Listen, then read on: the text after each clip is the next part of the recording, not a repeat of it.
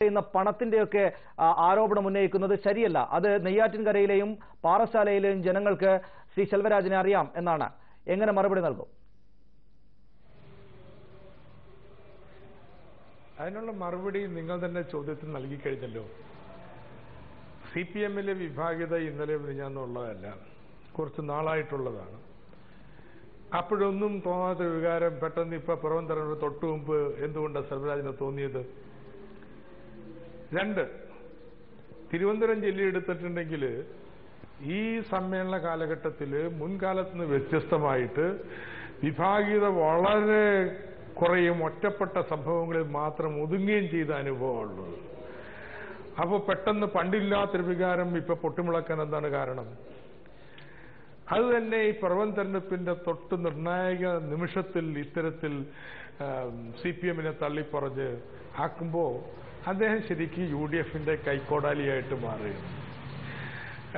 ഏറ്റവും വലിയ വഞ്ചനയുടെ, രാഷ്ട്രീയ വഞ്ചനയുടെ ഒരു നേതാവായിട്ട് ശെൽവരാജ് ഇന്ന് മാറിയിരിക്കുകയാണ്.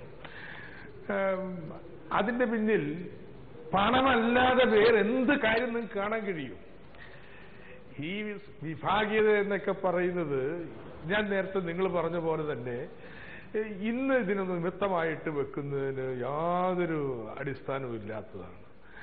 അപ്പോൾ ഒന്നുകിൽ ആദർശപരമായിട്ട് ഇനി UDF-നെ ജയിപ്പിക്കുക, UDF-നെ പിന്താങ്ങുക എന്നുള്ള നിലപാട്, രാഷ്ട്രീയ മാറ്റം അദ്ദേഹത്തിന്. പക്ഷെ ആ രാഷ്ട്രീയ മാറ്റം പൊടുന്നതിനെ ഒരു ദിവസം കൊണ്ടെങ്ങനെ ഉണ്ടാവുന്നു?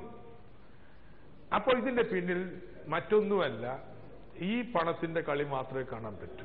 തീർച്ചയായും ഞാൻ താങ്കളിലേക്ക് അഡ്വക്കേറ്റ് ജയശങ്കർ, അപഹാസ്യരാണ് ഒരളവ് വരെ CPIM നേതൃത്വം. അവരുടെ കൺമുന്നിലിരുന്ന ഒരാൾ ഒരു സുപ്രഭാതത്തിൽ അവർ പോലും അറിയാത്ത വിധം രാജിവെച്ച് വളരെ കൃത്യമായി കാര്യങ്ങൾ നടപ്പാക്കിയിരിക്കുന്നു. അവർക്ക് അപമാനമുണ്ട്, അപമാനബോധമുണ്ട്. CPIM നേതൃത്വത്തിനാണെങ്കിലും LDF നേതൃത്വത്തിനാണെങ്കിലും സ്വാഭാവികമായും അതിൽ നിന്നുണ്ടാകുന്ന പിറവം തെരഞ്ഞെടുപ്പ് പോലുള്ള ഒരു സ്ഥലത്ത് വെച്ച് അതിൽ നിന്നുണ്ടാകുന്ന ഒരു വിഷമം കൊണ്ട് ആരോപിക്കുന്നത് എന്നതൊഴിച്ചാൽ എന്ന മട്ടിൽ മാത്രം കണ്ടാൽ മതിയോ ഈ പണം വാങ്ങിയൊക്കെ വിലക്കെടുത്തതാണ് UDF, ഉമ്മൻചാണ്ടി, PC ജോർജ്, ഈ ശെൽവരാജിനെ എന്ന് താങ്കൾ കാണുന്നുണ്ടോ? അങ്ങനെ ഞാൻ വിചാരിക്കുന്നില്ല. അതിന് പല കാര്യങ്ങളുണ്ട്. ഉദാഹരണത്തിന് അബ്ദുള്ളക്കുട്ടി പോയപ്പോൾ ഈ രീതിയിലുള്ള ആരോപണങ്ങളൊന്നും ഉണ്ടായില്ല.